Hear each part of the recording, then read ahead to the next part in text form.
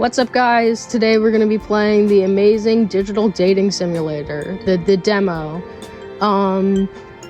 I am really excited for this. I just found out about this and I just had to download it immediately and start playing it. I am still sick, so there's that. But let's get right into this. Button wasn't working. Whatever. Disclaimer, this game is fan-made and is no way officially affiliated or endorsed by Glitch Productions or Gooseworks. All events and interactions in this game are not canon. Please do not reach out or harass anyone on Glitch's production team about this game. This game contains bright flash transitions. Welcome to the amazing digital dating simulator, a slice of lifestyle and school settings where anything and everything is possible. I'm Kane, and I'll be your principal. Dude. Talks so much already. For the duration of your stay here at the amazing digital academy. Alright. Help your classmates. Pull pranks on the teachers. Oh, hell yeah. Become a straight-A student or a rule-breaking delinquent. All this while possibly finding love along the way. But enough about my wonderful creation. Let's get you enrolled. First things first, what uniform will you be donning? I want to wear this one. Sounds good. How about your name? What should we call you? Kitty. Kitty, huh? Are you sure you like that name? Yeah, it's fine. Alrighty then, Kitty. And let's head inside. The music is already, it's kind of like a mix of Doki Doki Literature Club and like a Papa Louie game, like a Papa's Aria game. Kind of like Scooperia, actually.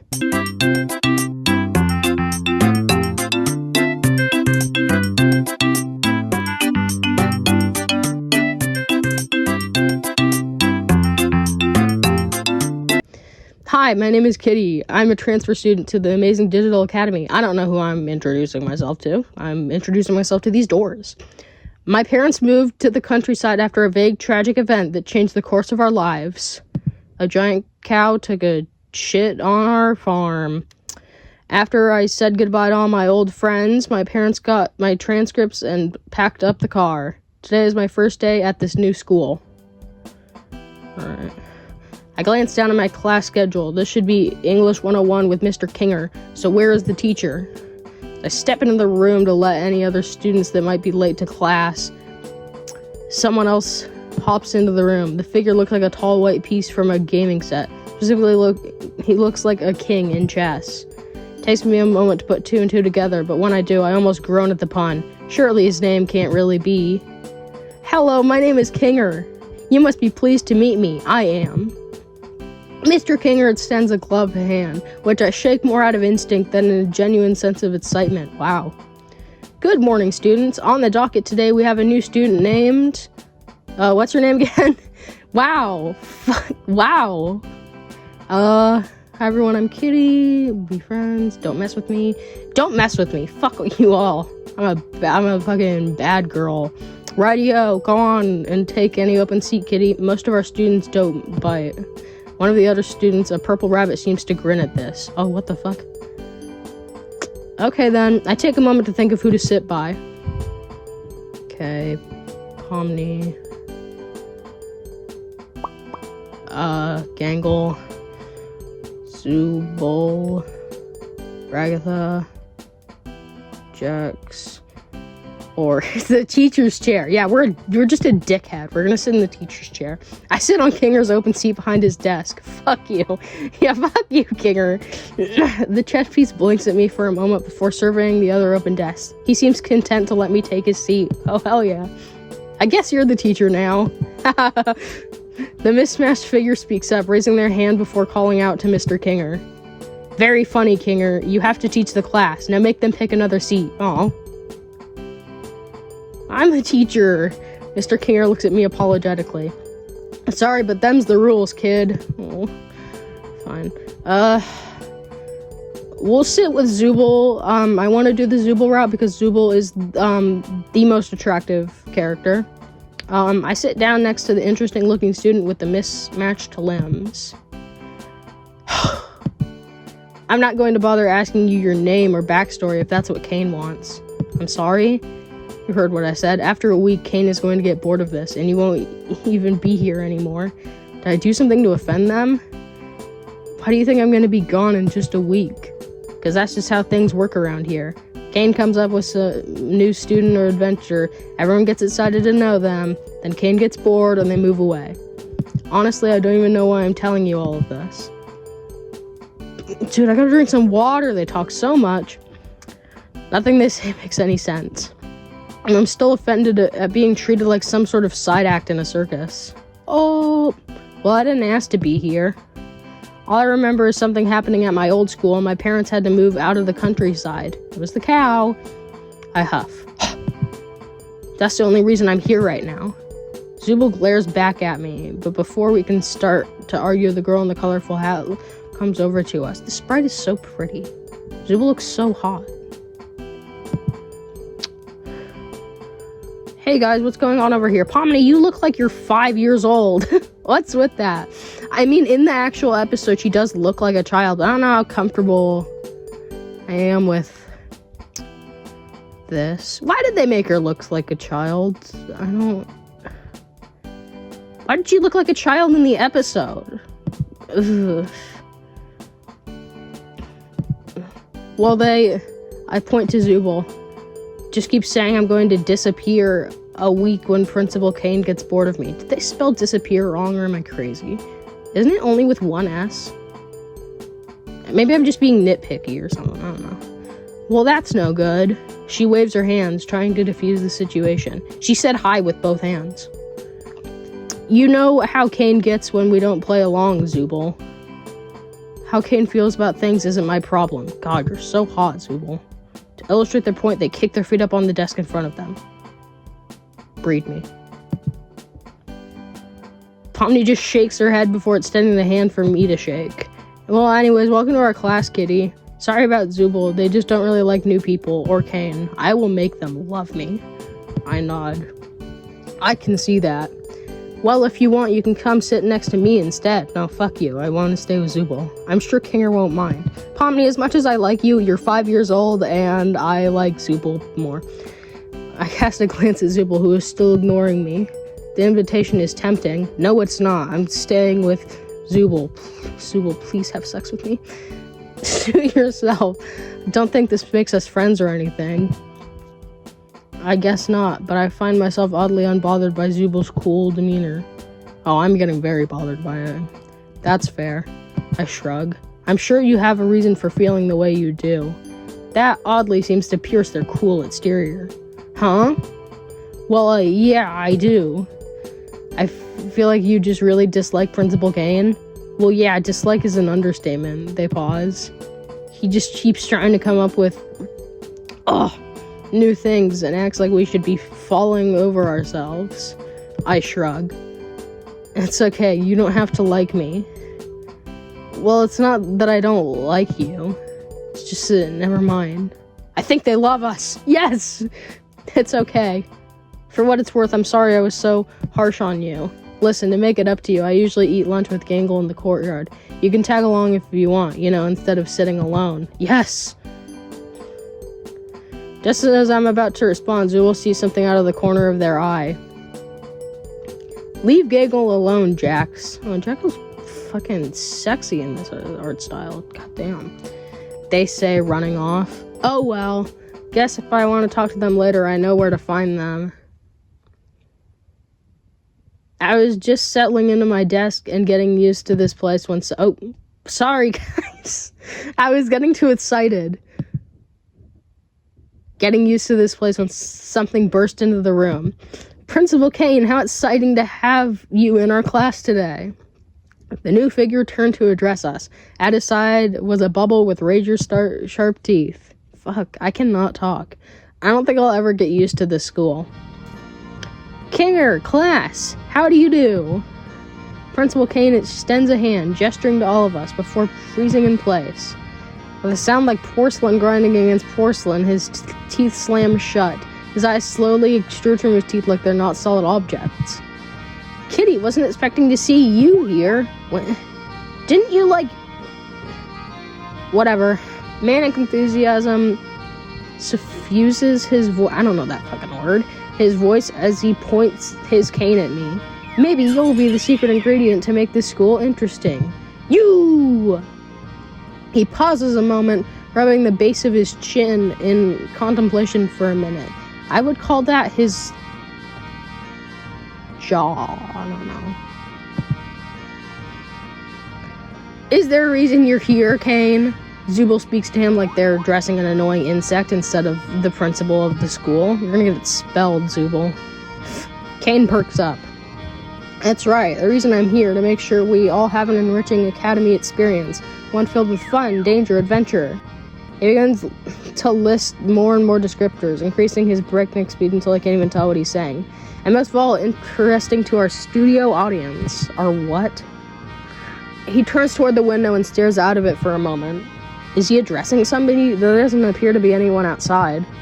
However, the numbers are in, students, and it turns out our school dramas are just white noise.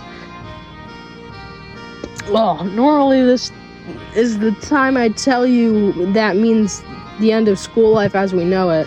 Kane bites on his hands in mock horror. The class and Kinger play along, gasping at this revelation. Gangle looks all ready to burst into tears. I wonder if Kane ever accidentally, bites his eyes. While he's talking. I posted on Twitter about this a little bit ago. However, my sweet-toothed students, your benevolent principal has found a way to bring your public interest back to school in a major way. At this point, the shark-toothed bubble next to him pipes up. How are you bringing interest back into the school, Mr. Principal?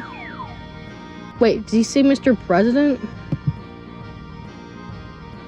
Yeah, Mr. President, what? Kane shoots the bubble a confused look, but hits his stride a moment later. You see my little, whatever that word is, emeralds? What's one thing no academy around here has ever had? A cast of colorful characters? A competent principal? Adequate funding? Kane shakes his head. Wrong, and surprisingly right, but not relevant to what I'm talking about. No school around here has had a culture festival celebrating the unique talents of its students. So I, your benevolent principal, have decided to put your class in charge of throwing the best culture festival this side of the Pacific Ocean. Make it flashy. We gotta keep the interest of our investors after all. Egads, I'm almost late for my deep tissue massage. Alright, Kinger, I'll leave you the list of everyone's responsibilities. You all have 5 days. Break a leg or two. As abruptly as he appeared, Kane darted out of the room, disappearing from view as he headed to his appointment. Give me a second, guys. That ought to do it. Okay. Okay. Kinger lifts a paper from his desk and begins to read aloud. Ragatha, as the class representative, I trust you to organize the other students and make sure the festival proceeds with no issues. I should not be doing this while I'm sick. You can count on me. Fuck. Ugh. ZOOBLE and Gangle, you two will work on art to promote the festival. We have a pretty big school here, so we'll need plenty of posters and some art to display during the festival. I don't know. I still don't have anything I'm comfortable showing everyone else. Gangle just ran a mile, I guess. ZOOBLE, ... Pomni and JAX'S, look up what a culture festival is. Shouldn't we do that before we start making posters? No, I like his idea. Plus, we get to see what Gangle comes up with for her posters. It's like, if it's anything like what she comes up with when she draws Ragatha. JAX'S! Gangle interrupts JAX'S before he can finish his thought, pleading him to stay quiet. Gangle is drawing some freaky-ass, Rule 34-ass, fucking smut. The class erupts into chaos as ZOOBLE and Gangle argue with JAX'S. Pomni tries to figure out what a culture festival is, and Ragatha tries to salvage what remains of class and get her classmates to pay attention. I'm bombing, dude. For his part, Mr. Kinger seems to content to let the students bicker amongst themselves. Maybe he didn't have the rest of his lessons planned and is just waiting out the lunch bell. As if I had summoned it by thinking of it, the lunch bell sounds. Everyone drops their arguments and files out of the classroom. Time to find out what I'm doing for lunch.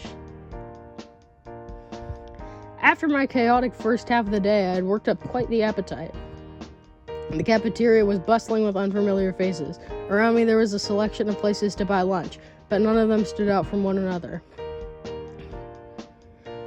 I pick up something to eat at the nearest food place and set about deciding where I should sit down.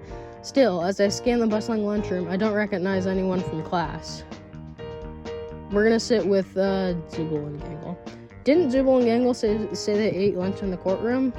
Or courtyard? Fuck, dude, I pick up a garden salad from the cafeteria and stride out to the courtyard. That's a pretty lame choice. There are half a dozen tables out there. They're mostly empty, and it's easy to find Gangle and ZOOBLE. Gangle gives me a big wave with one of her ribbon arms, her comedy mask showing an expression of cautious excitement. ZOOBLE lifts up her claw hand in a friendly wave as well. Hi guys, thanks for the invite. No problem. Did they coordinate that? Either that or they've just been friends for a long time. So Kitty, how are you liking our school so far? Oh, fucking hell. Well, it's pretty different from my old school. I start ZOOBLE and Gangle waiting on my next words, but I think I'm starting to like it here. Gangle smiles, pushing the tips of her ribbon hands together with a gentle blush. I like it here too. I'm really excited for the culture festival. We pass the time in relative silence as we eat our lunches. ZOOBLE's the first to break the silence, pointing at my meal. Are you a vegan or something? Yeah, exactly. We have the lamest lunch ever. Oh, this? I gestured to my salad. Not really. I just grabbed something that looked good before heading out to meet you guys. Kitty would never be caught eating a salad. I think it looks good. ZOOBLE shrugs. I like to bring food I cook myself. I can't stand what Kane stocks the cafeteria with. Gangle has a gentle smile on her face as she pokes a bit of shrimp tempura with a chopstick. How she manages to use chopsticks when both of her hands are the tips of red ribbons is honestly very impressive. Yeah, holy shit. I don't think it's all bad. There's a lot of traditional Japanese foods in the cafeteria. I never got to eat sushi when I was in high school before. They go back and forth like this for a bit while I stab at the remnants of my salad.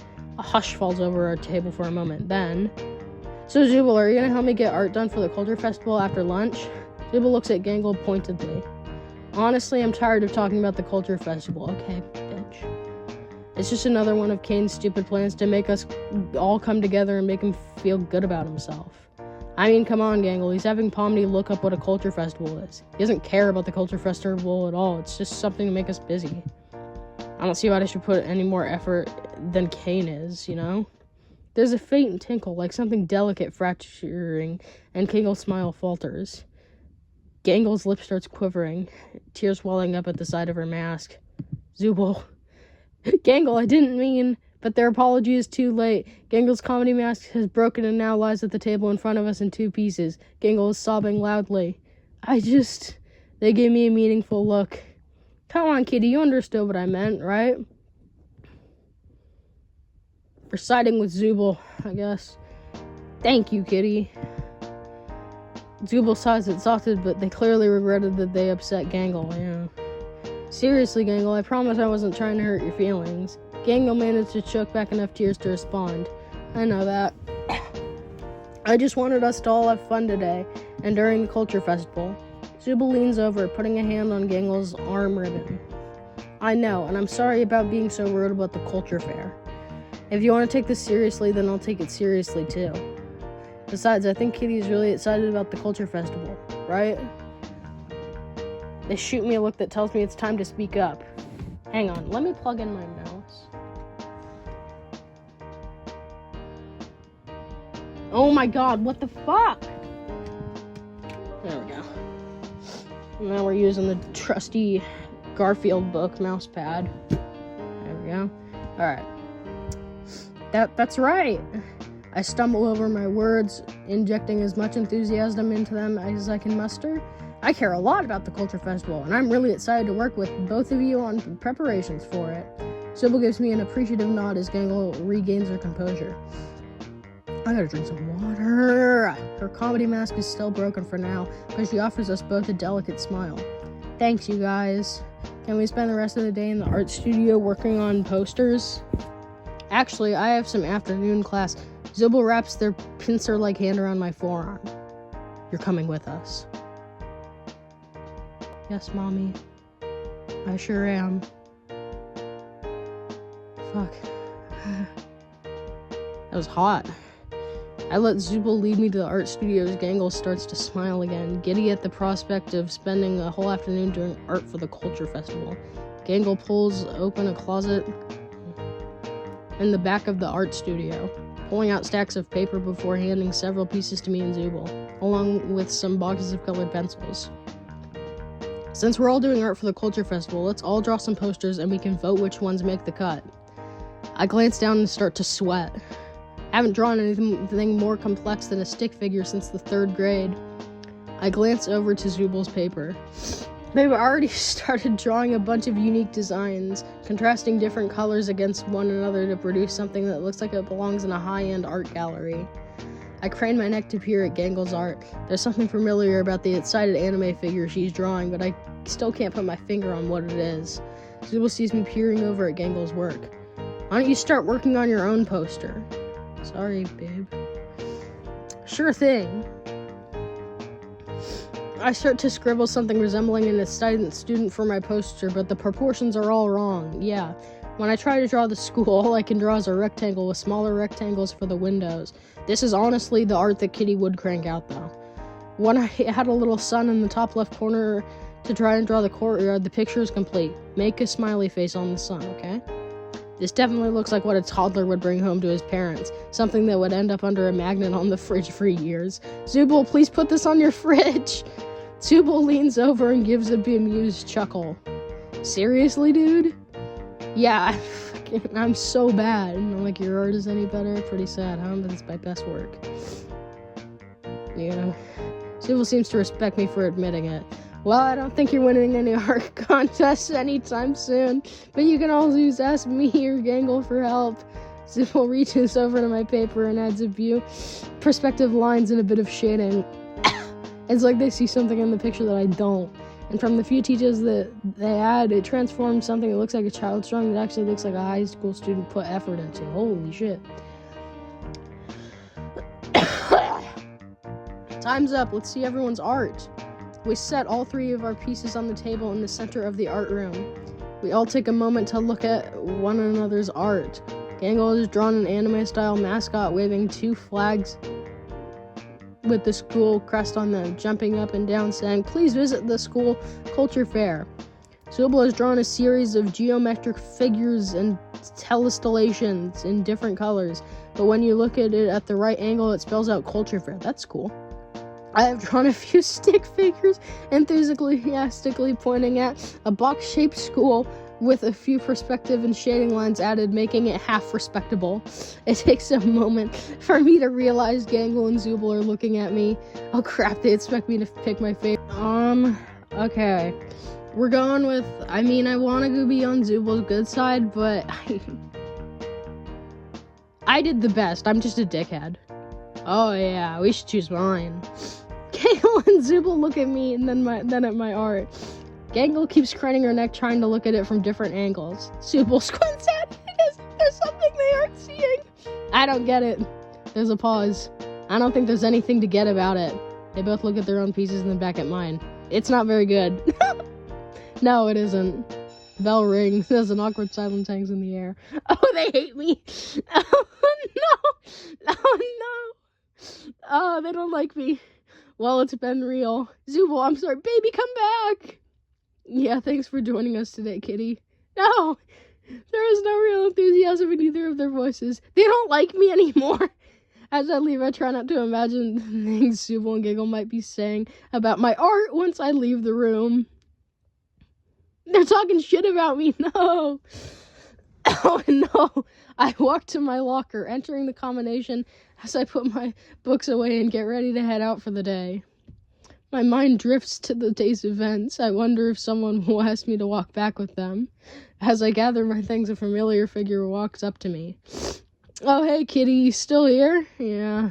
I nod, clutching my books. Well, since you're still here, you want to walk back with me? Yeah, Zooble, that sounds nice. Zooble is taking us home. Protect me, Mommy. Cool. They're blushing. They like me.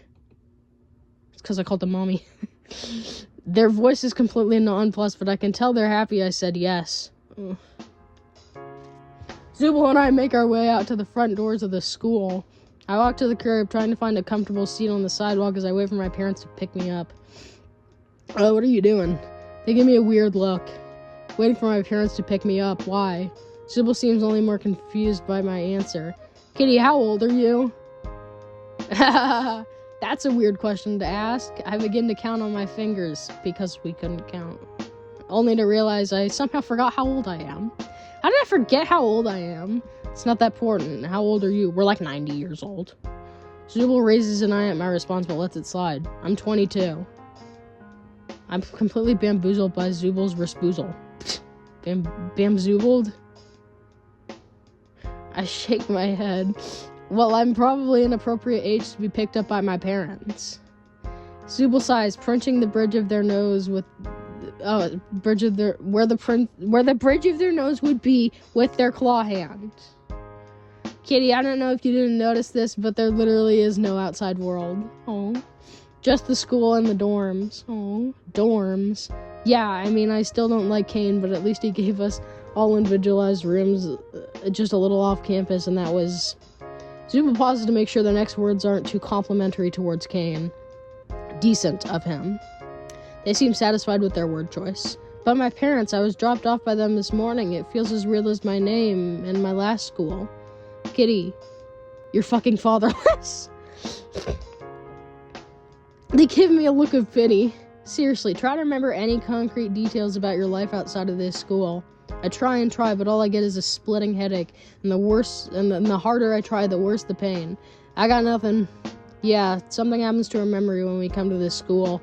Come on, let's get you to your room before it gets much colder out. Zooble takes my wrist in their hand and leads me to the dorms. Oh my god, they're touching me. Alright, which room is yours? Each door has so much personality I can instantly tell who is probably staying in each. The red and blue door is probably Pomni's. The door crisscrossed with caution tape could belong to JAX'S, and the ranch door reminds me of Ragatha for some reason. We also pass a dark, sleek door with bright geometric shapes on it. Door room? Yep. They're even quick with their response, but not curt. Clearly, Zooble is more interested in finding my room than making small talk right now. Unlike all the other fancy doors, mine turns out to be a plain oak door. We know it's mine thanks to a brass nameplate with my name on it. Wow, that's boring. Hopefully we can, customize it later on. Well, you want to check it out? Yeah, let's see what Kane cooked up for me. I pop open the door, looking inside expectantly. What the fuck? If I had to describe this room in one word, it would be inoffensive. Or boring. All the walls are painted with a plain shade of white. My mattress is gray with a thick duvet embroidered with the school emblem folded on top. 2 pillows also sit on my bed. At the desk sits a pile of paper, a set of blue and black pens, a handful of sharpened pencils, and a computer that looks like it was plucked out of an office in the 80s. It's... Zooble pauses to find appropriate words. Roomy? I turn to look at them for a moment before bursting into laughter. Ha ha ha ha ha. You can say that again. I can't hide my grin at Zooble actually trying to be nice. God, you're so hot, Zooble. It's the emptiest room I've ever seen in my life. It's literally so boring, it's funny. Zooble starts chuckling too. Yeah, I don't know what you did to piss off Kane, but it must have decided to give you the most boring room he could think up. We laugh at the sheer hilarity of my unfortunate room for a few minutes. Well, the room sucks, but if you give me a few minutes, I'll whip something up to make it less plain. Sounds like a plan. I guess I'll unpack my backpack and see if I can arrange things to give my room some more personality. Good luck. Zooble snorts as they leave my room. No, stay. I close the door. There isn't much to work with, but I manage to arrange the pens in a neat little pyramid and start trying to sketch something to put on my wall. Why did ZOOBLE leave? ZOOBLE, that bed is perfectly good. We can share it. A few minutes later, someone slides a paper under my door. I pick it up. Ooh. ZOOBLE has done a self-portrait in a neo-cubist style, incorporating various geometric shapes to make an interesting background to their self-portrait. Now we have something to jerk off to. I search around in my desk and manage to find a thumbtack. I pin ZOOBLE's drawing to my wall and remind myself to thank them for the art next time we talk. We better have pinned it right next to our bed so we can fall asleep looking at it. Spending the day with ZOOBLE was really nice despite our rocky start. I hope I can spend more time with them in the future. I lay down on my bed, defeated by the day. It doesn't take long for me to drift to sleep. It doesn't feel like I was sleeping long when the lights in the room flash off, as it was overridden by a remote console. The room and my door flies open as confetti sprays from the fire sprinkler.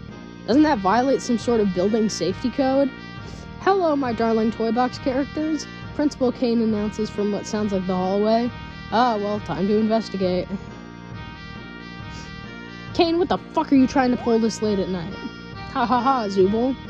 His laugh is fast, forced, and manic, as if he's used to this treatment, but none too pleased by it. You're like I even let you get sleep. Fuck you. This he blurts out in a harsh monotone before recovering his cheery demeanor. What is this fucking music? It's got cats dying in the background. I'm here because even with the culture fair pulling in new viewers, we're still not hitting the numbers that the Academy needs us to, which is why I've secured us a sponsorship. He stretches out the last word using some sort of effect to imply an ethereal reverb to his words. Without further ado, I introduce you all to...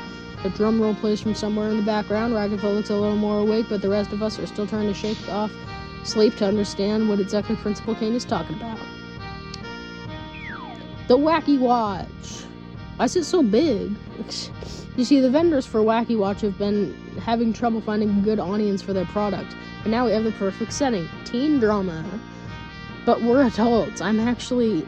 Now, Gangle, I know this is a lot to take in, which is why I've already taken the liberty of affixing a Wacky Watch to each of your wrists.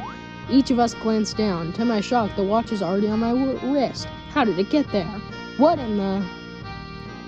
And don't try to removing them either. They've been affixed to your wrists with a very special adhesive. And if you do try to remove them, let's just say they'll be taking a little piece of you with them. What the fuck? I can hear Gangle beginning to whine as panic sets in. Pomni tugs at her Wacky Watch, but no matter how hard she tugs, the wristwatch stays affixed, her gloves stretching like a rubber band as she pulls at the watch. Ragatha just looks down with a resigned sigh. Kane, I can't remove the arm with the Wacky Watch. What the fuck? Principal Kane ignores our complaints as he continues his monologue. You see, my turtle doves, in order to secure the funding we need to make it to Day 5 and the Culture Fair, I need you wearing the Wacky Watches at all times. Luckily, I secured a deal where I won't need all of you to do ad reads, but it is of paramount importance that none of you insult or try to disable your Wacky Watches. Good luck with school life. Can't wait to see what you do at the Culture Fair. Bye!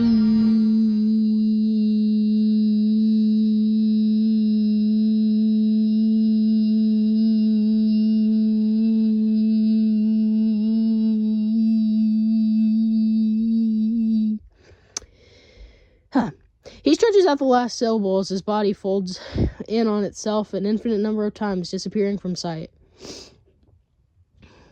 Well, I know it isn't ideal, but we should at least talk about... We can at least all talk to each other now. Should make communicating about the Culture Fair easier. With the sound of breaking glass, Gangle's comedy mask shatters and falls from her face. Tears well up in her eyes. I don't want a Wacky Watch. Seeing the situation unfolding before her, Pomni pipes up.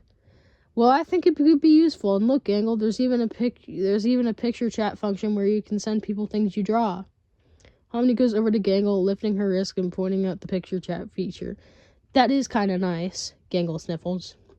Yeah, that's right, Spirit Pomni. Now let's all get some sleep before we start classes again tomorrow. Everyone's door closes.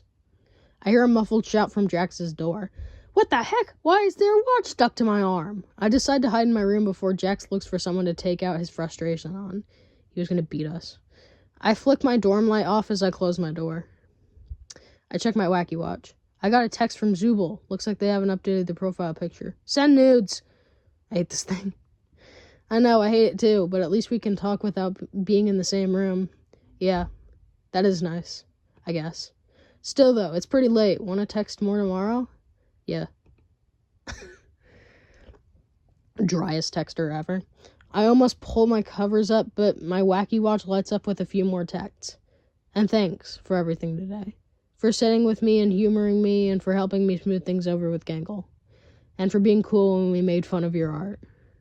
You seem like a really cool person, and I hope you keep spending time with the art club. Even if you can't draw for shit. Thanks, baby cakes.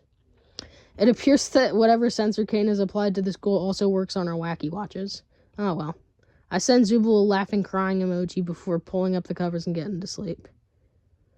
As I get to sleep in my bland and empty room, my thoughts drift to ZOOBLE. Our relationship was off to a rocky start, but I'm glad I stuck with them. I really hope we can spend more time together tomorrow. Me too. Day 1, complete. Yeah! So that's the demo. Yeah. This is really good. I'm impressed. The art is awesome. The music is fire. This is great. I say that like I have any, like, experience in this, and my opinion really matters. But, like, still. Okay. We're gonna do all the routes, I guess. Skip. Okay. Skip. We're wearing that one. The name is Kitty. Yes, that's my name. Skippity, skip, skip, skip. Don't mess with me.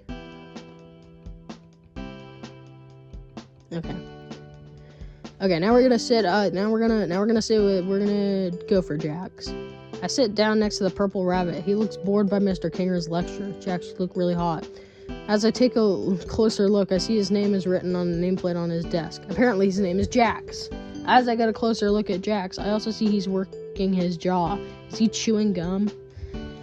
He catches me looking at him, and I almost apologize for staring, but I can see he isn't offended. Instead, he grins quietly before putting a finger up to his lips. He takes the chewed gum between his gloved fingers, reaching out toward the girl in front of us. The girl in front of us has a ribbon for a body and a comedy mask for a face. She's paying close attention to Mr. Kinger's lecture, and JAX'S is reaching out with the gum on his hand. Is he going to stick it on her mask? We're just gonna let him do whatever he wants, I guess. Jack reaches forward with practiced stealth, sticking the wet wad of already been chewed gum to the ribbon girl's mask. That's not even a prank, that's just disgusting. The ribbon girl lets out a quiet shriek of discomfort, flailing her arms as she desperately pulls away from JAX'S. Ew, JAX'S, what is that? What did you do? Ew. Her whining and desperate flailing is a little funny, even as she feels around blindly behind her mask. Her movements attract the attention of Mr. Kinger. Where's going on? He seems aware something is going on, but he doesn't seem to know what. How is this guy teaching us? JAX'S is just picking on Gangle again. The mismatched figure pipes up from next to Gangle, who's evidently the ribbon girl that JAX'S just stuck his gum to. ZOOBLE, hi, you're hot. Oh, I love your fit, actually. Nice shirt. Here, Gangle, let's go to the bathroom so we can wash it off. Let me come! Oh yes, carry on then, ZOOBLE. I want to go! Nothing phases his teacher. ZOOBLE glares daggers into the rabbit as they leave. Wait for me! What? It was funny, right? Back me up here. No, JAX'S, that was mean. I guess it was kind of funny. Yeah, that was hilarious. Oh, that was so funny, dude. JAX'S smirks as I take his side. It was a pretty good prank. Hey, you're not so bad, new kid. Maybe you can teach these losers how to grow a sense of humor. I smirk back. Maybe things at this new school won't be so bad. I was just settling into my desk, getting used to this place when something burst into the room. Principal Kane, he goes on this rant or whatever, talking about shit. We're gonna check the library. Maybe Pomni or JAX'S is there. No! Fuck! No. Sounds fun, JAX'S. See, Pomni, the new kid's cool. Alright, well, you two have fun then. Well, we just lost all of that. Hang on. We'll read it here. Okay. I walked into the library with my tray in my hand. I peered through the rows of dusty, cluttered shelves, and I saw Jax and Pomni by the tables in the middle of the library. Even from here, I can tell Jax is up to trouble. He's tapping his foot impatiently and pacing back and forth. I can barely make out Pomni, craning her neck up to peer at the tall bunny's yellow eyes. As I gingerly maneuver between the shelves, trying to avoid spilling the cream corn casserole I brought from the cafeteria, gross, I can make out some words.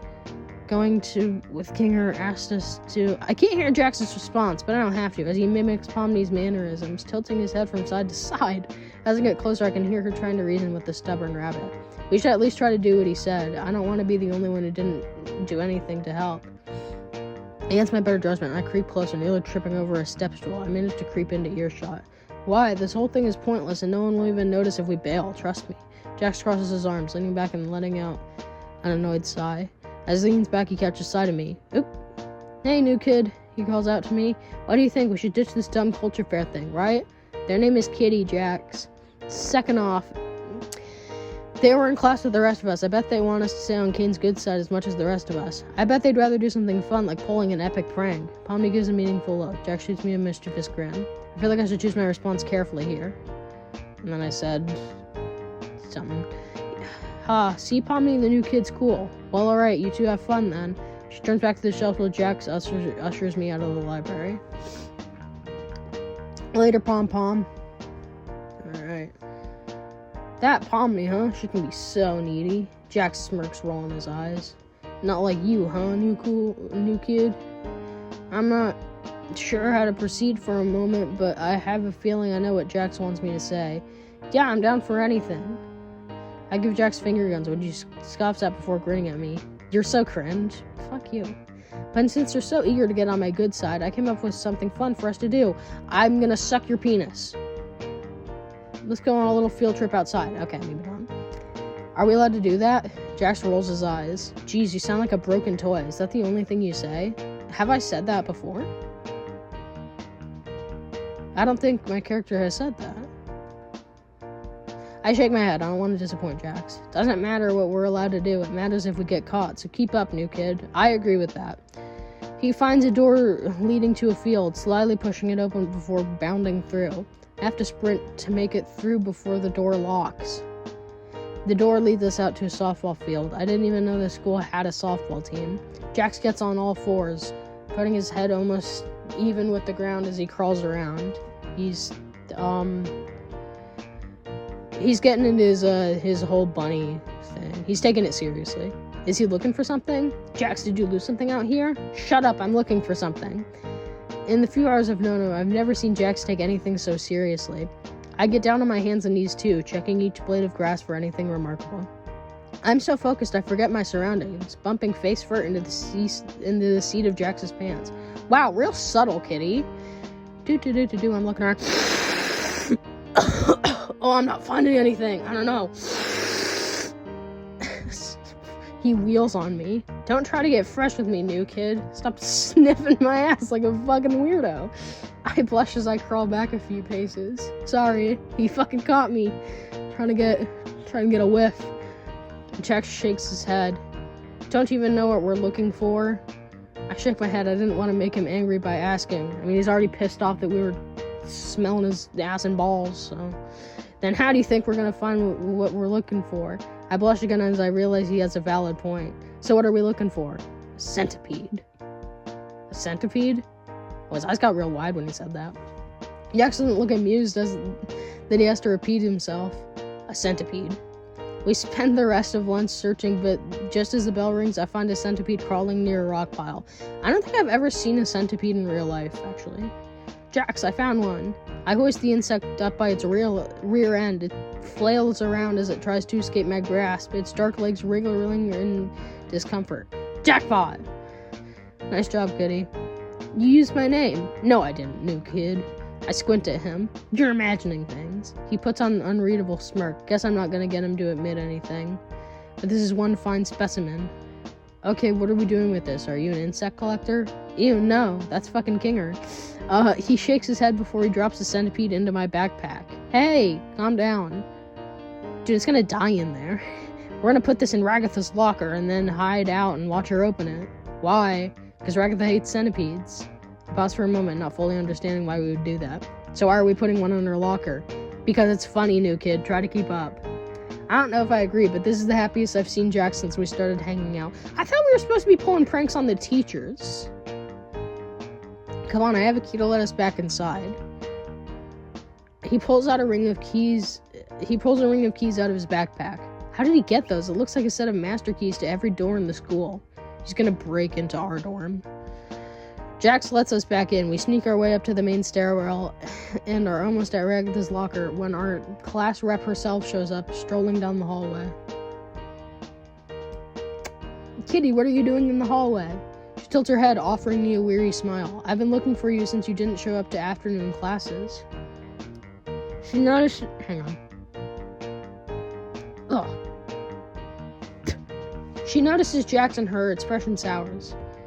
Jax, you better be leaving Kitty alone. Oh, come on, Ragatha. He offers a cartoonishly wide grin. The new kid actually looked for me. We even got lunch together. Ragatha looks utterly confused. Kitty, is that true? Yeah, I sniffed his balls, too. It feels like I should really choose my response carefully. That's right, so both of them are just blowing it. No, Jax asked me to look for a centipede to put in her locker, or she knows! And you just throw the centipede and run. That's right, we had lunch together and we're just trying to get back to class. See, doll face? Oh, I should have saved there so I could do another. Ragatha squints at him, for some reason she seems to trust me. Fine, but I'm keeping an eye on you, Jax. Ragatha leans over to me, whispering in my ear. Kitty, if he's messing with you now and you don't feel comfortable talking to me about it, you can find me after class. She's so nice, I almost feel bad about what we're going to do. Almost. I gotta get more comfortable. Hang on. Jax and I sneak through the hallways before finding a locker labeled with Ragatha's name. Pictures of horses and farm animals are pasted on the outside. Oh, that's so cute. Come on, new kid, now or never. I gulp. Do we put it in or we ask? Baby cakes, can you put it in? Okay. You already picked the centipede up outside. Despite his complaints, he reaches over his shoulder and plucks the centipede and puts it in there. Next time, I expect you to follow through. Flies at me and then grinning at his own handiwork and ushering me behind a nearby corner.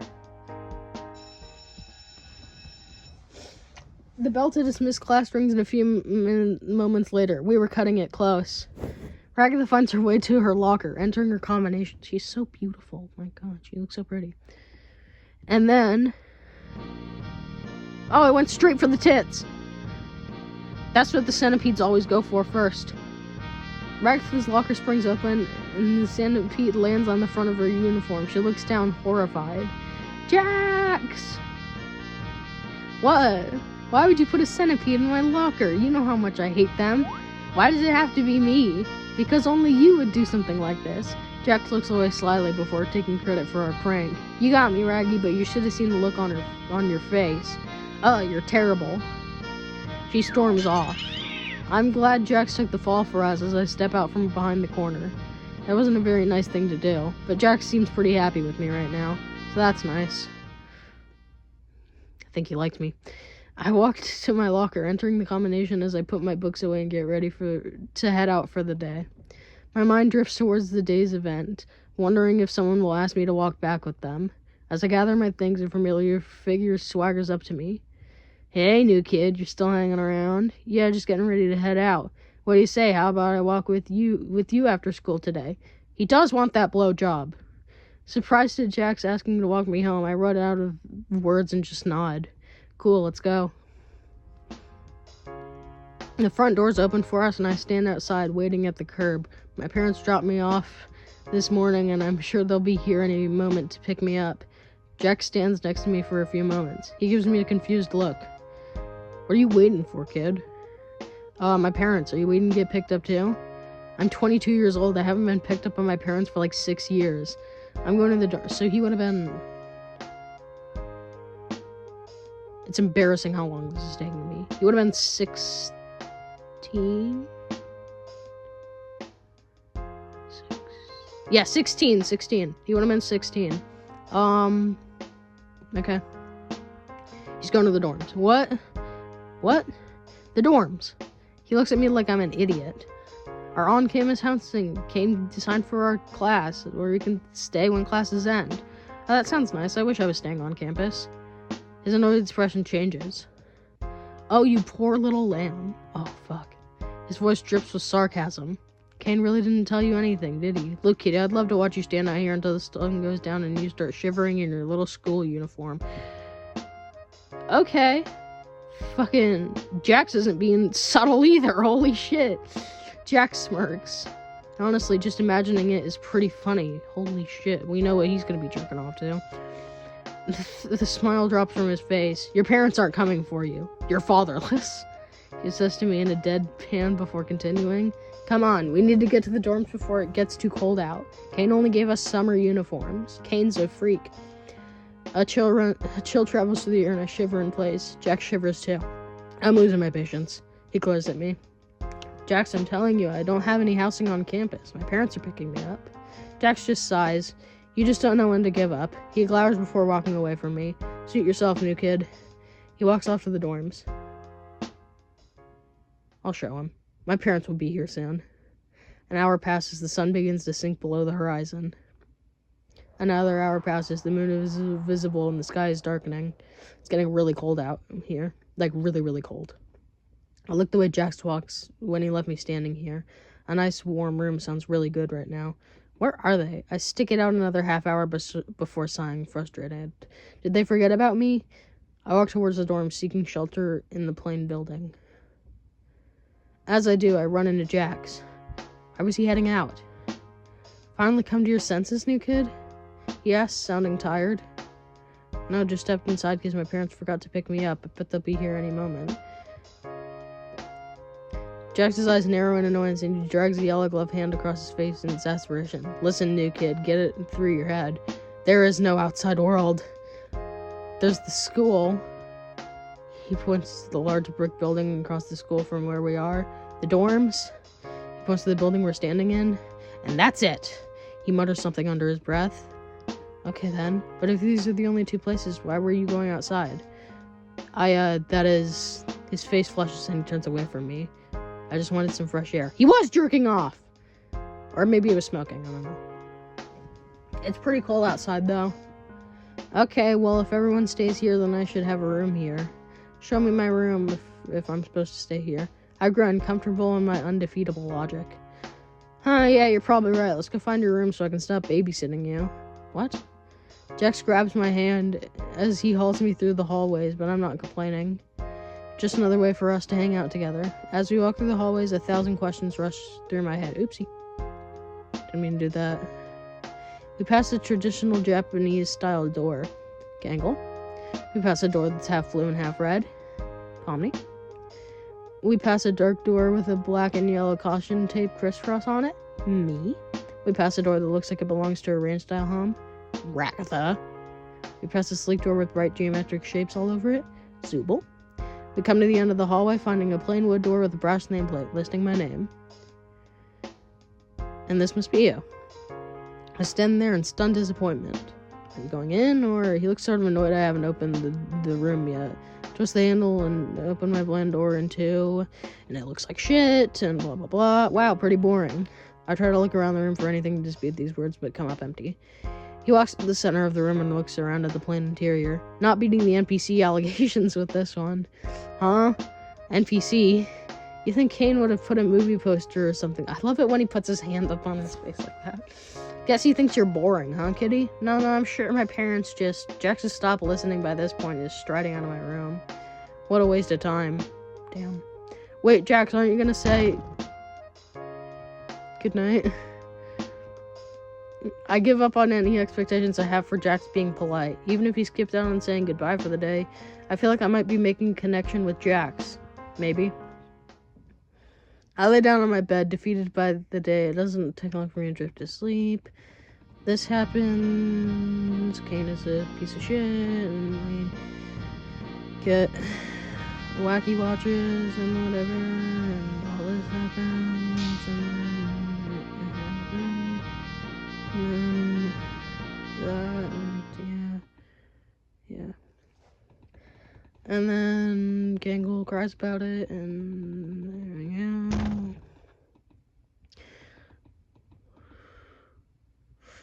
I flick my doorbell on as I close my door. I check my wacky watch. I got a text from JAX'S. He said his avatar to a picture of himself flipping off the camera.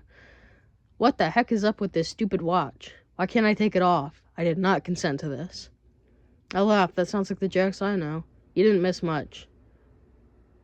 Apparently, Principal Kane took a sponsorship from Wacky Watch to keep the school open or something. And now they're physically stuck on us. They really are. This sucks. The fact that I could be subjected to Ragatha or Gangle's opinion at any time has to violate some kind of convention. Yeah, but at least we can text each other whenever, right? I guess. I hope you sleep well tonight, even though Kane stuck these Wacky Watches on us. I wait for several minutes for a response, but nothing. I begin to pull the sheets over my head when the Wacky Watch buzzes with another text from JAX'S. Whatever, nighty-night, new kid. Don't let the centipedes bite. As we go to sleep, I cherish the bond that JAX'S and I have built today. I can't wait to find out what sort of trouble we can get into tomorrow. Ooh. Yay!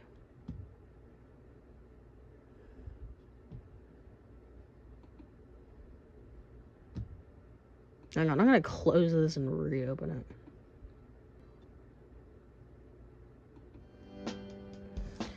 Alright.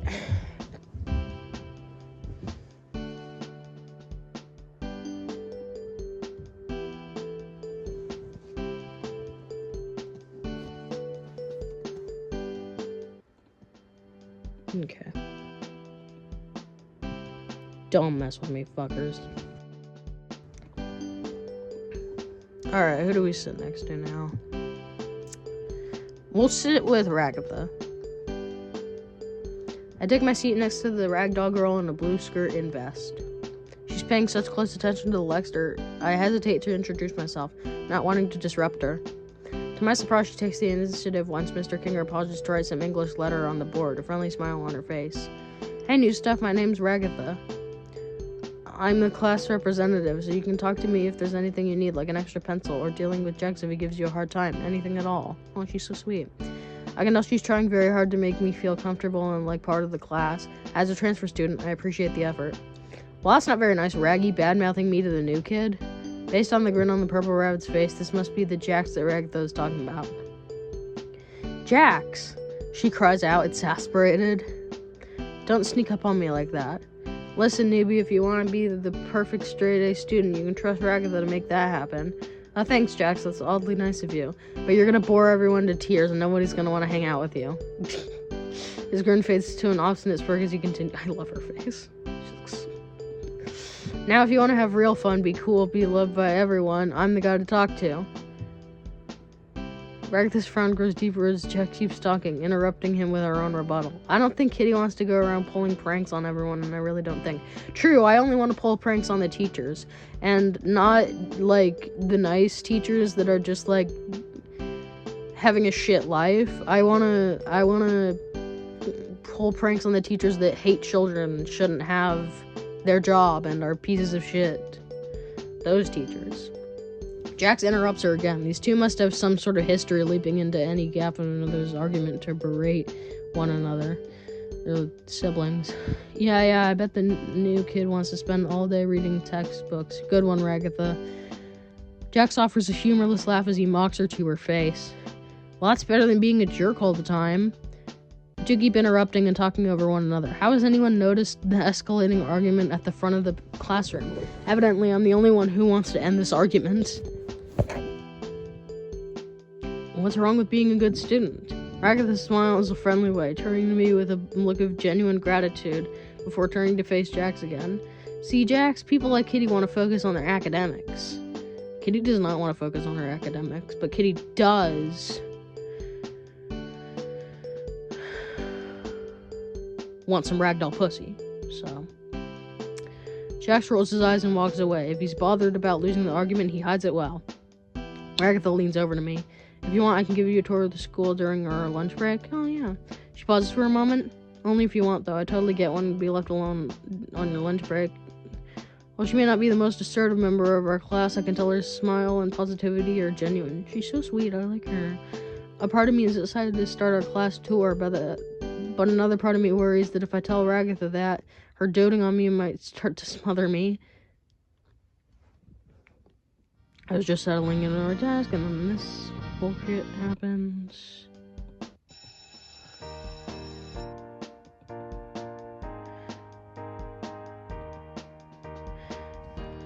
Yeah, Ragatha wanted to give me a tour. I grab a sandwich from the lunch line and look around for Ragatha. She did want to give me a tour, right? Oh, Kitty, sorry for keeping you waiting. Did you want to start our tour today? Sure thing. That's what I like to hear. Let's get started then. She starts by leading me to the stairs in the middle of the school. This is the main stairwell. Our homeroom is upstairs, so you need to know where this is to get to class.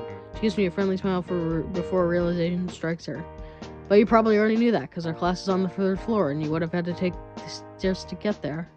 She sighs, but regains her composure quickly, putting on a less cheery smile as she takes my hand. She walks to the left, taking us back to the lunchroom. This is the lunchroom where you can grab a bite to... She cuts herself off, eyeing the sandwich that I'm still eating. Wait a second. She puts her palm to her face. You just met me in the lunchroom. Ragatha's eyes. So, you've already been here too, huh? She giggles nervously, putting on an even weaker, faker smile. She grabs my wrist with gusto, pulling me along with so much zeal I feel like she's gonna tug it out of the socket. She just rips our arm off. I went as she pulls me towards the next location. Well, I can at least show you our homeroom. We head back outside the lunchroom and are halfway up the stairwell when Ragatha realizes I was in the same class as her this morning, so I've already seen her too. Ugh, I'm so sorry, Kitty. She pulls her red, strangely licorice-like hair. I just wasted your entire lunch period taking you around places you already saw at the school. I offer an apologetic, shy smile. Well, kinda, I guess. She sighs again, slumping forward. You must be pretty annoyed with me, huh? She says, not looking at me in the eye. Yeah, I didn't even get to rest on my lunch break. This whole tour was a stupid waste of time. It's okay, you meant well. We're gonna be nice to her. She clearly meant well. I don't see any reason to put her down. Ragatha perks right back up, as if all of her mistakes are undone by my forgiveness. Oh, well, if you're having a good time, maybe I can continue the tour and... Oop, I didn't realize I could do that. Continue the tour or whatever. I don't know what she said. Oh, that does back. Okay, sorry. Having a good time, maybe I continue the tour and excuse you from afternoon classes. Hell yeah, we get to skip. We stop by the principal's office. Kane is leaning against the door, bubbles coming out of his pipe. Wait, isn't that a violation of the code of conduct to smoke a pipe on school grounds? Ragatha, Kitty, what do I owe the pleasure to? This is how Bubbles' babies are made. Hey Kane, I was giving Kitty a tour of the school, but I wasn't able to give them a full tour during lunch. Can they be excused from afternoon classes so I can show them other places in the school? Kane stops a moment and then nods. I don't see why not. Now go along, my scrumptious little scholars, and take in the glorious work that is my academy. Ragatha turns to me, taking my hand in hers. Let's not waste any time, Kitty. Next stop, the library. We visit the library row upon row of bookshelves across this room. Upon me is sorting through a massive pile of books. Dry mulcher, migration habits of vultures. Guess she's still trying to find a book on culture festivals. We leave her to it.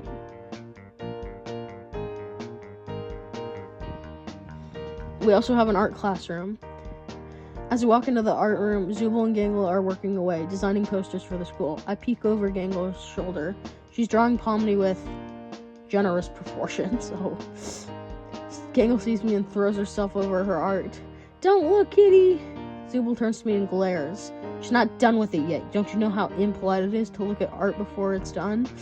Baby, I'm sorry. I was just curious. Ragatha takes my wrist and begins to usher me out. Fuck, they hate me. Sorry, guys. Oh. She closes the door behind her and catches her breath. Alright, time to show you my favorite spot on campus. We off for several minutes, so let's go down the staircase way outside. I see a large patch of dirt in the shape of a diamond surrounded by a chain-link fence. Is that a... This is the softball field. Do you play? That was apparently the right question to ask. Agatha's smile widens. Yep, sometimes I can get the other guys out here, but Kane actually has a pitching machine, so sometimes I just go out here to let out stress. If you ever want to join me, let me know. I file the information away for later. In the distance, the bell starts to dismiss evening class rings. And now I'll walk us back to the locker so you can pack up and head out for the day. Well, I guess that's the end of our tour for today. Time to head out. I walk to my locker, entering the combination as I put my books away and get ready to head out for the day. My mom drifts to the day's event. I wonder if someone will ask me to look my phone with them. As I gather my things, a familiar doll walks up to me. Hey, Kitty, getting ready to head back for the day? She's blushing. She loves me. Yep. Martha looks around a bit, seemingly work up the courage to ask something. She's gonna ask me to marry her. Yes. You know, if you want to, I could walk you back today. How does that sound? Fuck. Sure thing. Oh, awesome. She beams. Laser beams shoot out of her eyes and through the back of my skull. Ragatha and I make our way to the front doors of the school. Hey, Kitty. She looks at me as if she just remembered something very important. This is your first night here, right? Oh, she has a little question mark above her head. Oh, sure. I mean, it's technically my first day here. The sun has barely begun to set, so I don't know why she's saying first night. I'll show you around the norms then. She gives me a polite smile. I hate to let her down, but actually, Ragatha, my parents are picking me up today. Ragatha gives me a confused look. Are you sure about that, Kitty? I think I am. I'm not sure why she's questioning that. But as she asks me about the question, I try to remember what my parents said about picking me up today. I begin to discover worrying gaps in my memories. Did my mom or dad drop me off? Was it someone else? What does the car that I was dropped off in look like? What do my parents look like? I begin to hyperventilate as I realize if it weren't for seeing my own reflection in the mirror when I was washing my face in the bathroom this morning, I wouldn't even remember what I look like. What's happening to me? In the corner of my eyes, abstract patterns begin to fade in and out of existence. It's okay, Kitty. Everyone goes through this the first day they're here. My breath begins to steady. The abstract patterns fade. Things start to feel, well, normal definitely isn't the word, but at least a little more okay. They do? Yeah, it's this weird thing. Nobody really knows how it works. Most of us can't even remember our own names. Well, at least I managed to remember my name. Unless somebody else made that up for me. No, that's ridiculous. Honestly, I haven't seen anyone ever leave camp. Technically, someone else has made up your name. Everyone who has a name, someone else has made up your... I mean, unless you named yourself later on in life. But, like, everyone got a name from their parents. Their parents named them. So we just go inside and sleep on the floor of our homeroom? Ragatha laughs. Oh, you fucking idiot. She says, offering a hand. Something to give us a break from the old rigmarole of going from class to class. I take her hand. I'll lead you there, don't worry. Oh. Ragatha smiles gently as she leads me by my hand to a building nearby.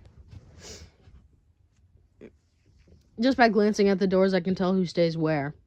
The vibrant red and blue doors be Omnis. We know all this. This is my room. Smiles. I'm the class rep and the resident assistant here, so if you have any trouble with any of your dorm mates or need anything for your room, I'm your gal. She gives a jovial swing of her arm, sliding her door open. The inside is adorned with doilies, a thick blue duvet that covers her bed, and I think I even see a tea set on her white dresser. My door's always open. As we stand there, Jax walks by. He gives Ragatha a wicked grin. Or would it be if I could trust Jax not to put a centipede in my room? Jax gives her an offended look. Come on, Ragatha, pranking the RA. I can't believe you think so little of me, he says, barely hiding a sadistic grin. Ignore him. She pauses a moment. And if you don't want to wake up to a centipede in your room, don't let Jax in. Jax lets out a dark chuckle as he overhears her, unlocking his door before stepping inside. She waits a few moments to make sure he's out of earshot before lowering her voice. Fuck this guy. But seriously, as long as you're not Jax, you're welcome to come visit me. If you need to relax, talk to somebody, or just want to say hi. Oh, I love you. Now let's go find your room new stuff. We walk side by side until we find a new door that doesn't apparently belong to anyone else here. The room is lame. It looks to be deceiving. Maybe it's really nice on the inside. It is not. I twist the handle and pull the door open. The room looks like shit. It's bad. Well, there's a lot of room to customize. She walks around in the vast emptiness of my room, the plain walls making it seem even bigger and emptier than it is. Haha, yeah. I rub a hand across the back of my neck. Can we go back and hang out in your room for a bit? I really don't want to be alone here. Oh, she's blushing. She knows what I'm after. I'm really sorry, Kitty, but Kane doesn't want us in each other's rooms after the sun is down. Why not? She offers an apologetic smile. I know it's a silly rule, but he says that since it's supposed to be a family-friendly environment, he doesn't want us in each other's rooms at night. Dude, fuck Kane. I'm gonna plow you into my mattress right now. I don't care what he says. She backs out of my room, crossing her arms across her chest with a nervous giggle. I technically shouldn't even be in your room right now. You get back here. The rest of our conversation continues with her standing in the hallway and me in my dorm. So that's it for today? Yeah, I mean, you know where school is, right? And you remember all the places I showed you? I nod. It's a lot to take in, but I think I'm good. Yeah, I think I got it from here, I guess. Ragatha nods with a weak smile. Good, that's good. We stand there. Conversation's definitely dried up. Neither of us knows what to say next. I'll see you in class tomorrow? Well, I can walk with you to class tomorrow if you'd like. I nod. That's something, at least. Yeah, you know, if you aren't too busy being class rep and resident assistant. She smiles. Well, as class rep, I'm supposed to help new students get acclimated to our academy, so I can definitely make time for you tomorrow. I smile back at her as we exchange goodbyes and I close my door. Maybe things will be alright. Lay down on my bed. This shit happens.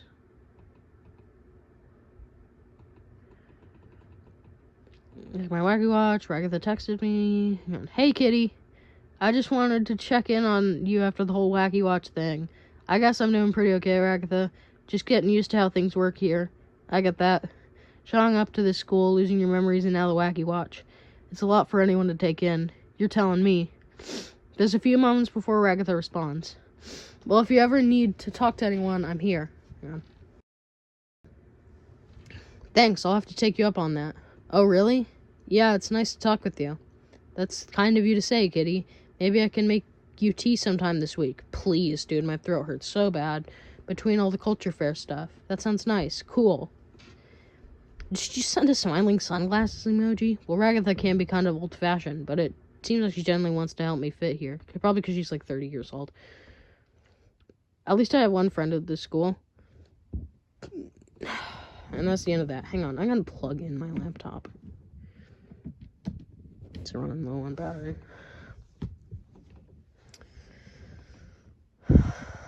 Alright, let's go for Pomni next. Even though she looks like a 5-year-old, and that makes me really uncomfortable. But I guess that's how they did this, so I'm stuck with it.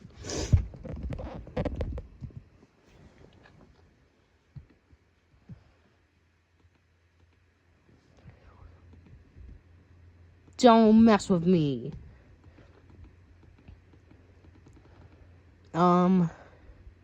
Sitting with Pomni. Takes a seat next to the girl with the colorful hat. Oh, hi. Gives me a shy wave if she's surprised I want to sit down next to her. Hello there. I squint down at her desk. Written on is the name Ichichika, although I'm pretty sure I heard another student address her as Pomni. It's Pomni, she says, covering the plaque on her desk with one of her gloves. Just Pomni. She lets out a sigh. When I first got here, well, it's a long story, but I basically couldn't remember my name, so Kane tried to make one come up for me. Sorry. For the first few days here, I was Ichichika. How did she manage to pronounce that? But no one could pronounce that, so we ended up going to the second name we picked out, Pomni. Guess that makes sense. As much sense as anything makes sense here, at least. Though come to think of it, since you just showed up, I'm officially not the newest one around here. So I can show you the ropes if you're interested. She says this ragdoll student at the front of the class seems to take note of us, walking over to her desk. Oh, hi, you two. Pomni, are you making friends with a new transfer student? Hey, Ragatha. Yep, just talking to Kitty. Pomni turns to me. Kitty, this is Ragatha. She's our class president. Hi, Ragatha. Ragatha extends her hand towards me. Welcome to our school, Kitty. If you ever need help with anything at all, I'm your gal. She beams. Oh, sorry, Ragatha. I was putting my mouse pointer on your titty. I'm happy you and Pomni are getting along. Can I tempt you with a tour of the school later? Maybe Pomni can come along too. What do you think? Pomni interjects. Oh, that's really okay, Rekatha. I've been in it 2 or 3 times. I'll sit this one out. Are you sure? Well, okay. What do you say, kitty? I want to keep talking with Pomni.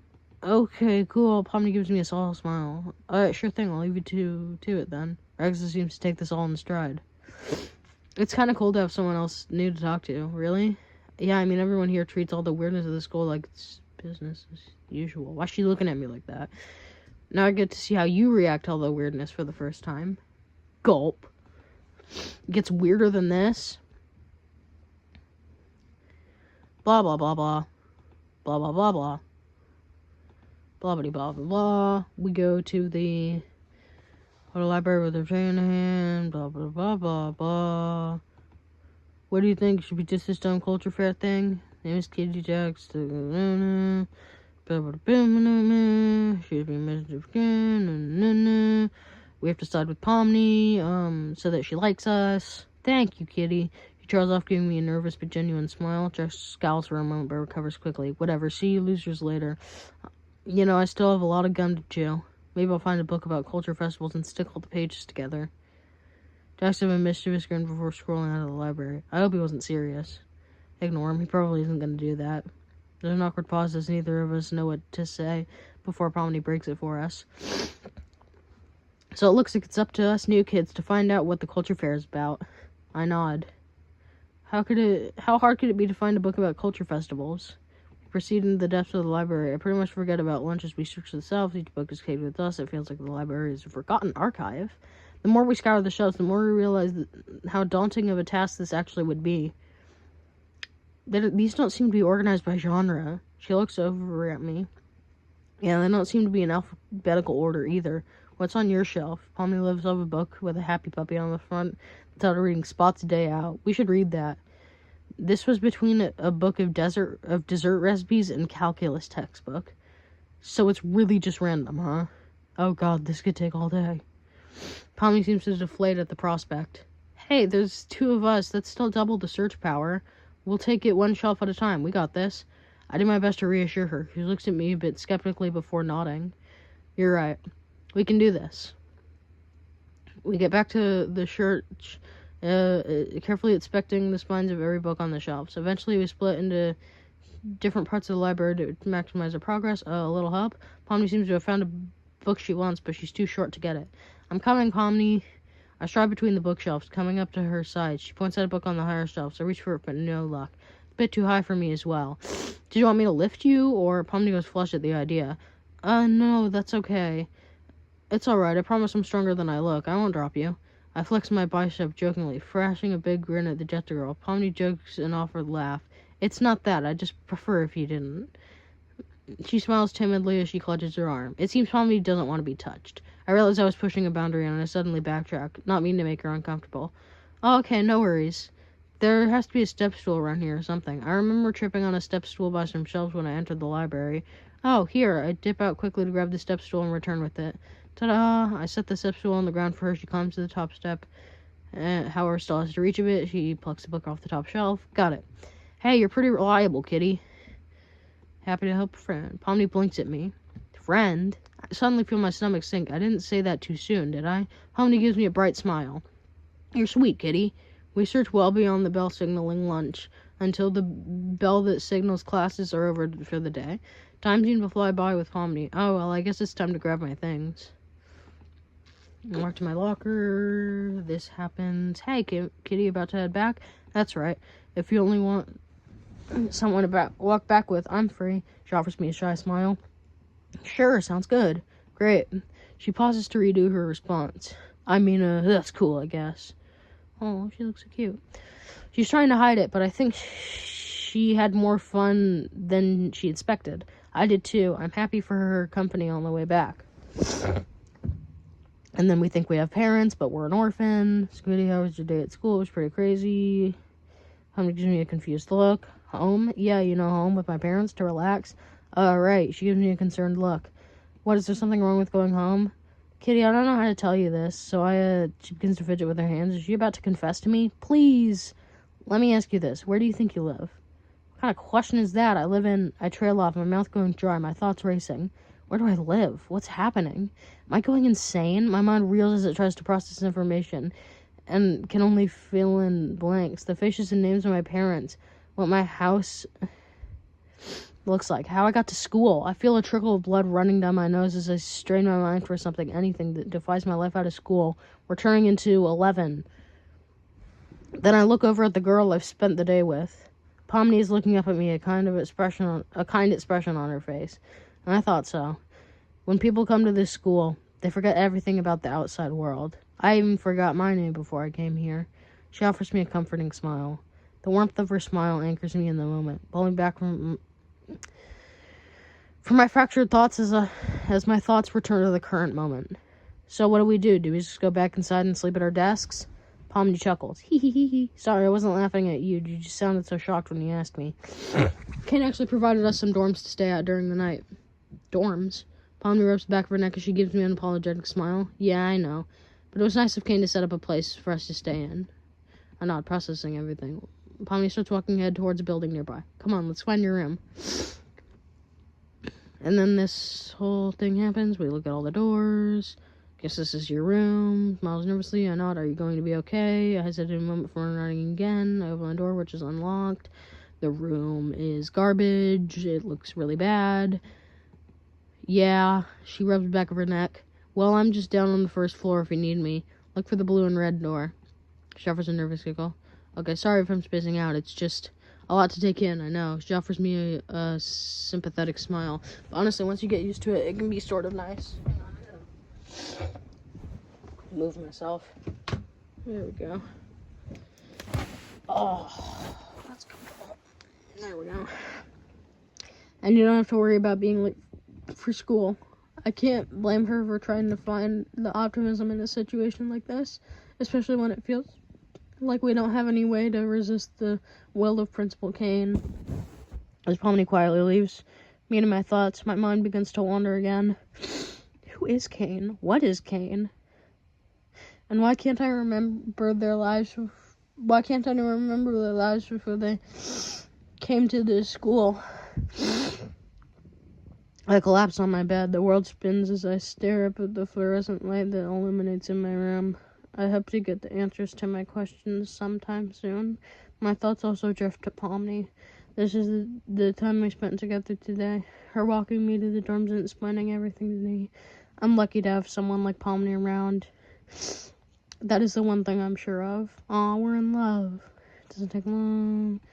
This bullshit happens. And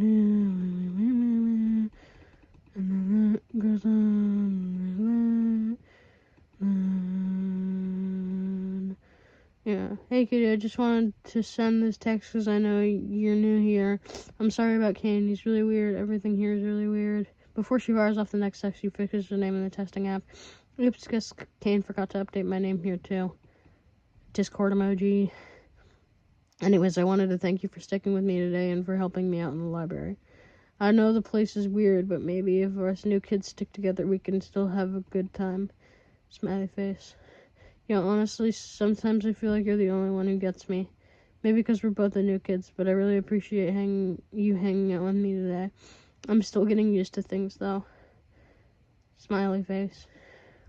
Well, I'm not going anywhere anytime soon, so if we keep sticking together, maybe you can feel like a member of the class, too. Yeah, I'd like that, too. Good night, study partner. Ooh, study partner. That's what we are now to her. Ooh. Good night, Pomni. That's what they're calling it now. Our room might be empty, but I don't feel like to have a friend like her. Alright, now it's time for Gangle.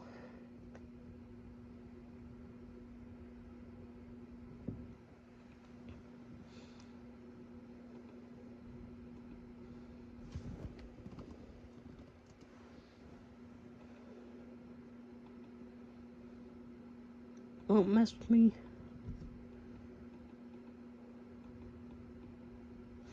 Okay, we sit with Gangle. I sit next to the shy-looking girl with the comedy mask and ribbon body. But even as I sit down and look at my new desk neighbor, she doesn't seem to have noticed me. She's so cute. Instead, she's drawing something in her sketchbook. I'm not used to being ignored like this, so I lean over to see what she's drawing. Once she notices me, she flinches away, blushing furiously. Oh, sorry, I didn't see you there. You're the new student, right, Kitty? I'm Gangle. She seems really timid. I'm not sure there's anything I could do that would make her feel at ease. Nice to meet you too, Gangle. What are you working on? Oh, these? Gangle seems surprised by the question, but doesn't shy away from responding. Well, sometimes I just like to sketch. They're not really good or anything. That's cool. So you're an art student? Gangle offers me a sheepish smile. That's right. I guess you could call me an artist. She pauses a moment, seeming to revel in that statement before timidly correcting herself. I mostly just sketch stuff. Nothing crazy. As I catch a glimpse of her happy demeanor, she retreats back into her own shyness. I'm about to open my mouth to ask about her skittishness when the abstract figure near me speaks up. ZOOBLE, yay! Gangle's just being modest. She's actually a really good artist and the star of our school's art club. Gangle blushes again, giving another one of the shy smiles that seems to be her trademark. The blush and the smile are kind of cute on her. Oh, thanks. I think your art is really good too, ZOOBLE. So that's what their name is. Gangle seemed pretty confident talking to ZOOBLE. They must have a history. So you're both artists? ZOOBLE shrugs. I do a little bit when I have time. I don't do it as often as Gangle, though. Huh. Can I see your art? Gangle? I asked Gangle to see her art first. Oh, well, maybe, she rifles through the papers, taking a few moments to look for the one she deems good enough to show. She timidly hands me the sketch. An anime art style sketch, complete with big eyes, small mouth, and a big head. Upon further inspection, it kind of looks familiar. Gangle interrupts your thoughts. It's kind of a rough sketch. Please don't look too close, she says, the latter phrase under her breath. I'm not sure if she intends for me to hear her or not. This is impressive, Gangle. Gangle smiles and blushes, timidly taking back her sketch and giggling. Thank you. That's really nice of you to say. There's a lingering warmth on her tone and a smile. She goes back to sketching. Dude, she's so cute. I love her. I feel like I'm getting along well with Gangle despite her shyness. I try to pay attention to Mr. Kinger's lecture, but I can't help but steal an occasional glance at Gangle's sketchbook, I think it said. When class is getting ready to end, I feel one of her ribbons gently tap my shoulder. Me and ZOOBLE usually sit outside in the courtyard during lunch. You should join us. I can't deny the offer is very tempting. I was just settling into my desk, getting used to this place, when something burst into the room. This bullshit. Didn't ZOOBLE and Gangle say they ate lunch in the courtyard? Pick up garden time. Gangle gives me a big wave with her ribbon thingies. ZOOBLE lifts up her claw hand in a friendly wave as well. Hey guys, thanks for the invite. No problem. Do they coordinate that? I like my school spot. It's pretty different. I don't like it here. I here too. So let's respect the signs. Are you vegan or something? No, we're just stupid. I think it looks good. Super fun. I like the ring.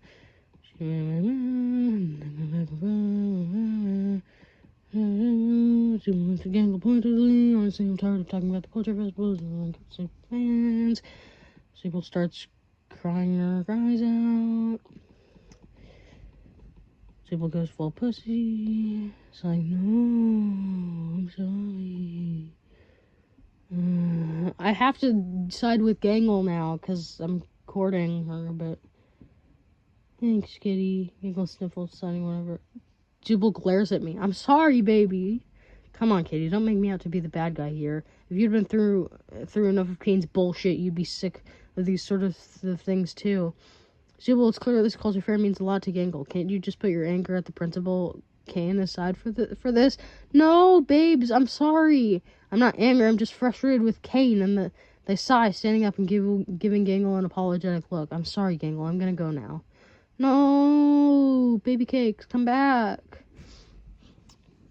I'm gonna stop ZOOBLE and try to get them to reconcile, but Gangle is still crying, and right now she has to take priority. No, dude, I ruined their friendship. No, Kitty, did you really mean what you said about helping me with art for the festival? Of course I do, Gangle. Gangle picks up the remnants of her comedy mask, trying to put on a brave face. She stands up from her half-eaten lunch. That's really nice of you. I didn't feel like doing my work all alone. Gangle sniffles. I don't think ZOOBLE wants to hang out with me right now. No! She sinks deeper into her own sadness, sagging physically with the emotional weight she feels. I support her as we make our way into the art studio, draping one of her arms over my shoulder as I support her. I support her, and I drape her arm over me as I support her. ZOOBLE was here. Oh. Once we step inside, Gangle starts to regain her composure, wiping her face and taking a seat at the table. She has to work immediately, picking up a pencil, drawing an anime character with a big smile and cheerleading uniform. After she gets in her heart, she manages to smile, her pain-fading away as she adds more and more details to her drawing. Gangle, you're really good at this. She jumps as I finish talking to her. I think she was so engrossed in her drawing she lost track of her surroundings. Kitty, you really think so? She gives me a hopeful smile. Of course I do. She starts leading towards me as she continues to draw. After an hour or so, she's fully taken up my space and hers as she adds details, working at the paper from every possible angle. Almost. She begins to shade in some areas of the drawing and go back over some of her lines to thicken them as she finishes up. Done. She picks her drawing up, holding it in front of me with a cautious smile. Whoa! Pomni wants you to get pumped. I want to pump Pomni, dude. It's an anime-style girl that strongly resembles Pomni in a cheerleading uniform, holding up a pair of pom-poms. Around the drawing are the words, Pomni wants you to get pumped. What do you think? I want to pump you, Gangle. That's really good, Gangle. Gangle smiles at me. Thanks, Kitty. Promise you're not just saying that? I'm serious. Gangle blushes, looking away from me as she continues. I'm really excited to work with you and make this culture festival a success. Just as I finish cheering up Gangle, the bell to dismiss class rings. Oh no, I kept you here and you missed all your afternoon classes. It's okay, Gangle. I wanted to be here. Heh. Ooh, she likes me. Well, we should probably grab our things. I walk to my locker and entering the combination. This happens. Hi, Kitty, want to walk back with me? I can show you some other art I've done and you can tell me what you think of it. Yeah.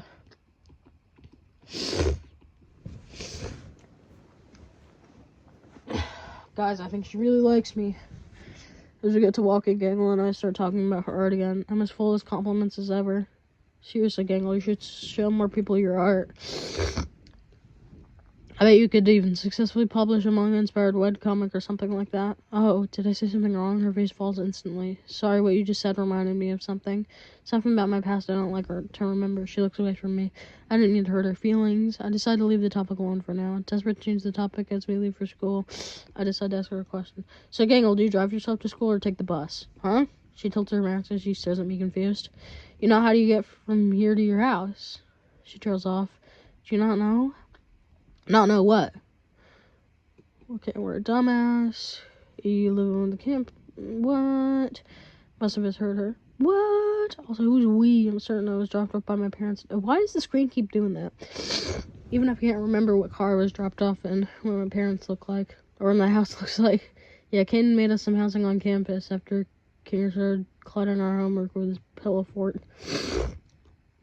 Before we complained, we just had to sleep at our desks. Damn. Oh, that's cool for you guys, but who's we? Gangle pauses before ZOOBLE, Pomni, JAX'S, me, and now you, I guess. I start to breathe in and out rapidly, sweat rolling down my face as the weight of her words strike me.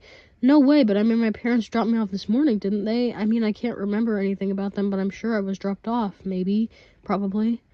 Gangle gives me a concerned look. Kitty, you're scaring me. Baby, no. I can hear the threat of panic and despair in her voice. I take a deep breath. I have to be strong for Gangle. Okay. Can you lead me to my dorm? Gangle still looks a little bit concerned, but the threat of all-encompassing despair has left her voice, and she's able to give me a gentle smile as she offers one of her ribbon hands for me to take. Oh, sure thing.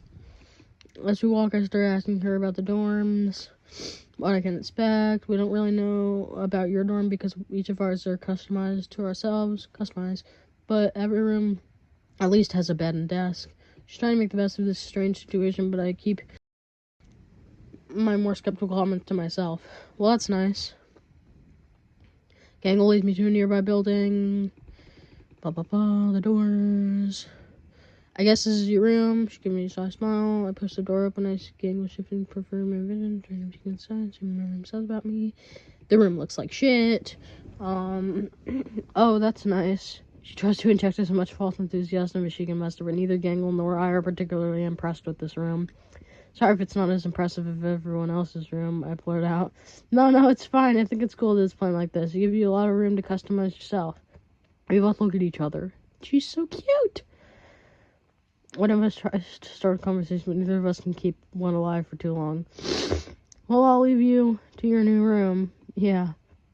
A part of me wants her to stay so I don't have to confront my bland and depressing room, but I also know it would just make things more awkward.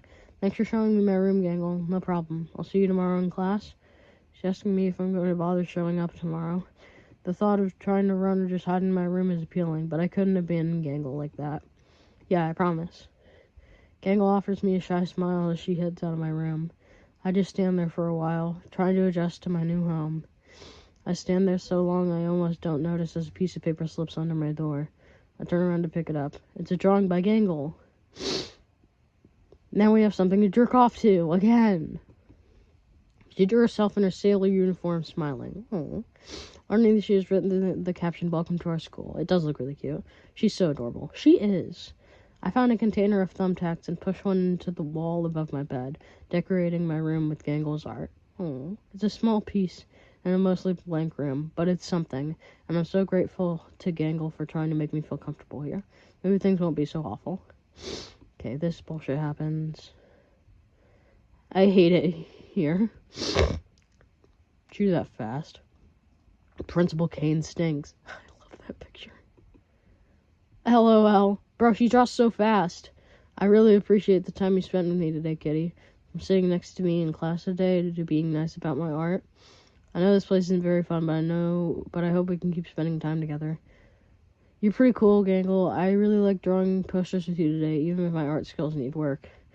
I really think everyone can do art if they try, and I can help you with some pointers if you want. That sounds perfect, Gangle. Bro, she draws so fast. Your art on the picture chat app is so cool, by the way. Thanks, Kitty. I hope you keep choosing to spend time with the art club.